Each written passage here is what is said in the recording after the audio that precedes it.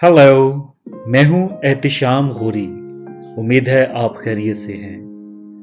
हमें रोजमर्रा की जिंदगी में ऐसे लोग मिलते रहते हैं जो बिला वजह तंज और तनकीद करते हैं, मजाक उड़ाने और ह्यूमिलिएट करने यानी शर्मिंदा करने की कोशिश करते हैं। ये लोग ऐसा क्यों करते हैं? इसके पीछे इनकी क्या ज़हनियत कार फरमा होती है और हम किस तरह बाआसानी इन लोगों को और ऐसी सिचुएशंस को काउंटर कर सकते हैं। आज की वीडियो में हम बिहेवियरल साइंस की मदद से ये सब जाने और सीखेंगे। So let's start. William James, जो कि एक फेमस अमेरिकन फिलोसोफर और साइकोलॉजिस्ट थे, उन्हें फादर ऑफ अमेरिकन साइकोलॉजी का खिताब मिला। कहते हैं, जो शख्स हर एक पर बिला वजह तंज करता, तनकीद करता और मजाक उड़ाता है, दरअसल वो एहसास कमतरी और एहसास महरूमी का शिकार होता है और ऐसा करके उसे ज़हनी सुकून मिलता है। आप अपने सोशल सर्कल में ऐसे शख्स को जरूर ऑब्जर्व करें जो हर एक की इंसल्ट करने की कोशिश करता है, तो बआसानी आप ये हकीकत जान जाएंगे कि वो किसी न किसी फील्ड में जरूर लैग करता होगा, चाहे वो पर्सनैलिटी हो, एजुकेशन हो, सोसाइटी में रिस्पेक्ट हो, मर्तबा हो, वगैरह वगैरह। और इस कमतरी और महरूमी को तस्कीन देने के लिए आपको या किसी को भी टारगेट करता होगा।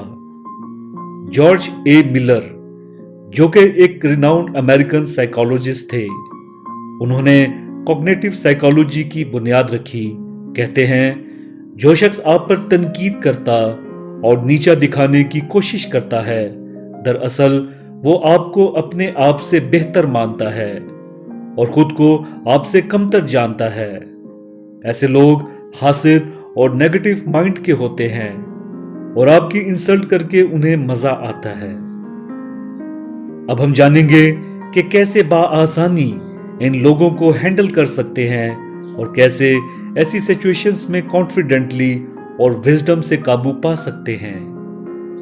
विजडम और कॉन्फिडेंस से मुझे याद आया कि इन दोनों टॉपिक्स पर मैं डिटेल में वीडियोस बना चुका हूं कि कैसे हम अपनी हिकमत और दानाई को बढ़ा सकते हैं और कैसे एक पूरे एतमाद शख्सियत के मालिक बन सकते हैं।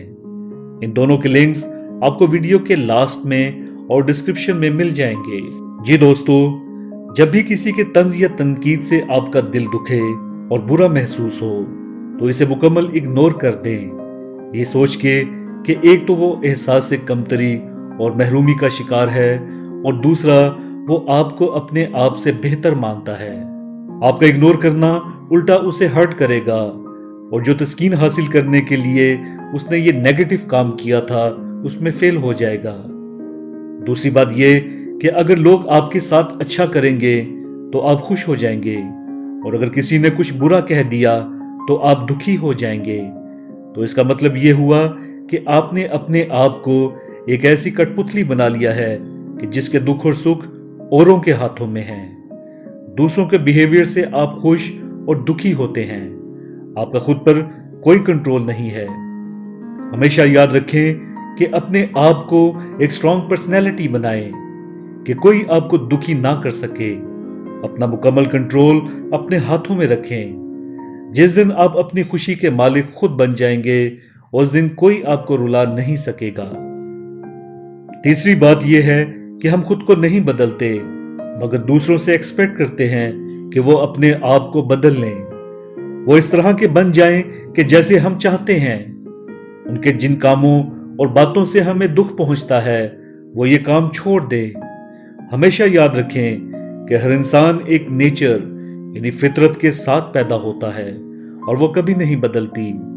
इसलिए अगर जिंदगी में खुश खुरम रहना है तो दूसरों को बदलने की बजाय खुद को बदलना शुरू कर दें। लोगों के रवैयों को बदलने की बजाय अपने सोचने का अंदाज बदलें।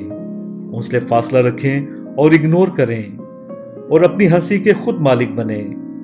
एक मशहूर कहावत है कि दुनिया उसके साथ चलती है जिसे मुस्कुराना आता है, आंसुओं को तो आंखें भी जगह नहीं देती। जी दोस्तों, अगर वीडियो अच्छी लगी तो लाइक और शेयर जरूर कर दें تاکہ اچھی اچھی باتیں ہر ایک تک پہنچ سکیں۔ اور اس دعا کے ساتھ اجازت چاہوں گا کہ اللہ پاک ہم سب کو سر بلند فرمائے، اچھی صحت اور خوشحالی کے ساتھ۔ آمین ثم آمین۔